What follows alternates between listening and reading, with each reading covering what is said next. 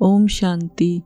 आज की मुरली का सार है, बाबा कहते मीठे बच्चे, याद की यात्रा में अलबेले मत बनो। याद से ही आत्मा पावन बनेगी।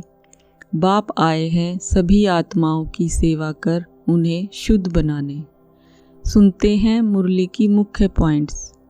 पहली है, यदि स्मृति रहे कि हम बाबा के पास आए हैं सचखंड में जाने के लिए व मनुष्य से देवता बनने के लिए, तो खान पान शुद्ध हो जाएगा, क्योंकि देवताएं कभी अशुद्ध चीज़ नहीं खाते।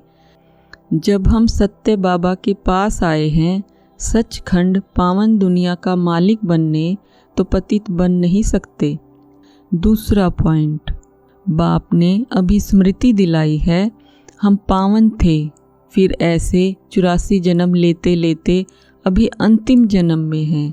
यह जो मनुष्य सृष्टि रूपी झाड़ है, बाप कहते हैं मैं इनका बीज रूप हूँ। मुझे बुलाते हैं, हे परम पिता परमात्मा, ओ गॉड फादर लिबरेट मी। हर एक अपने लिए कहते हैं मुझे छुड़ाओ भी और पंडा बनकर शांति धाम घर में ले चलो। तीसरा पॉइंट, बाप अभी आकर बेसमझदार से समझदार बनाते हैं। बाप ने कितना धन माल दिया था, सब कहाँ गया? अभी कितने इंसॉल्वेंट बन गए हैं। भारत जो सोने की चिड़िया था वह अब क्या बन पड़ा है।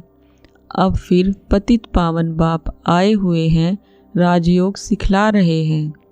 वह है हठ योग, यह है राजयोग। यह राजयोग दोनों के लिए है, वह हठ योग सिर्फ पुरुष ही सीखते हैं। अब बाप कहते हैं पुरुषार्थ करो, विश्व का मालिक बनकर दिखाओ। चौथा पॉइंट, यहाँ कलयुग में देखो बैठे बैठे अचानक मृत्यु हो जाती है, वहाँ ऐसे कोई बीमार ही नहीं होते। नाम ही है स्वर्ग, कितना अच्छा नाम है, कहने से दिल खुश हो जाता है। क्रिश्चियन भी कहते हैं क्राइस्ट से 3000 वर्ष पहले पैराडाइज था। यहाँ भारतवासियों को तो कुछ भी पता नहीं है, क्योंकि उन्होंने सुख बहुत देखा है तो दुख भी बहुत देख रहे हैं। तमो प्रधान बने हैं, 84 जन्म भी इन्हों के हैं। पांचवा पॉइंट, तुम यहाँ आए ही हो मनुष्य से देवता बनने के लिए। देवताओं का खान पान अशुद्ध नहीं होता, वे कभी बीड़ी आदि पीते नहीं। यहाँ के पतित मनुष्यों की बात मत पूछो, क्या क्या खाते हैं। अब बाप समझाते हैं यह भारत पहले सचखंड था, जरूर सच्चे बाप ने स्थापन किया होगा। बाप को ही ट्रुथ कहा जाता है। बाप ही कहते हैं मैं ही इस भारत को सचखंड बनाता हूँ। छठा पॉइंट, बच्चों को पहले पहले यह निश्चय होना चाहिए कि यह कोई साधु संत नहीं पढ़ाते हैं। यह दादा तो सिंध का रहने वाला था, परंतु इसमें जो प्रवेश कर बोलते हैं वह है ज्ञान का सागर। उनको कोई जानते ही नहीं, कह देते उनका नाम रूप है ही नहीं, वह निराकार है, उनका कोई आकार नहीं है। फिर कह देते वह सर्वव्यापी है। अरे परमात्मा कहाँ है? कहेंगे वह सर्वव्यापी है, सबके अंदर है। अरे हर एक के अंदर आत्मा बैठी है, सब भाई भाई है ना। फिर घट घट में परमात्मा कहाँ से आया? ऐसे नहीं कहेंगे, परमात्मा भी है और आत्मा भी है। सातवां पॉइंट, परमात्मा बाप को बुलाते हैं, बाबा आकर हम पतितों को पावन बनाओ।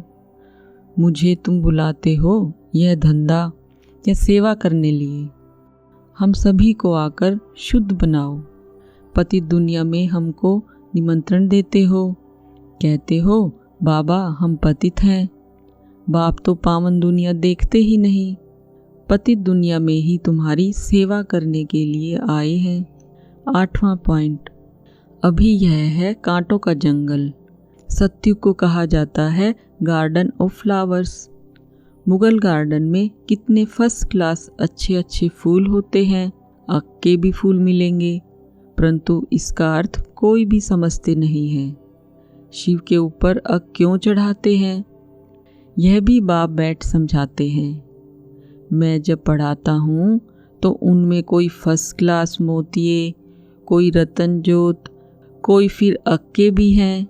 नंबरवार तो है ना। 9वां पॉइंट, सर्वशास्त्रमय शिरोमणि गीता भगवान ने गाई है, परंतु भगवान किसको कहा जाता है यह भारतवासियों को पता नहीं। बाप कहते हैं मैं निष्काम सेवा करता हूँ, तुमको विश्व का मालिक बनाता हूँ, मैं नहीं बनता हूँ। स्वर्ग में तुम मुझे याद नहीं करते हो। दुख में सिमरन सब करें, सुख में करे न कोई। इनको दुख और सुख का खेल कहा जाता है। वरदान है, अपने मस्तक पर सदा बाप की दुआओं का हाथ अनुभव करने वाले मास्टर विघ्न विनाशक भव। विस्तार है, गणेश को विघ्न विनाशक कहते हैं। विघ्न विनाशक वही बनते जिनमें सर्व शक्तियाँ हैं। सर्व शक्तियों को समय प्रमाण कार्य में लगाओ तो विघ्न ठहर नहीं सकते।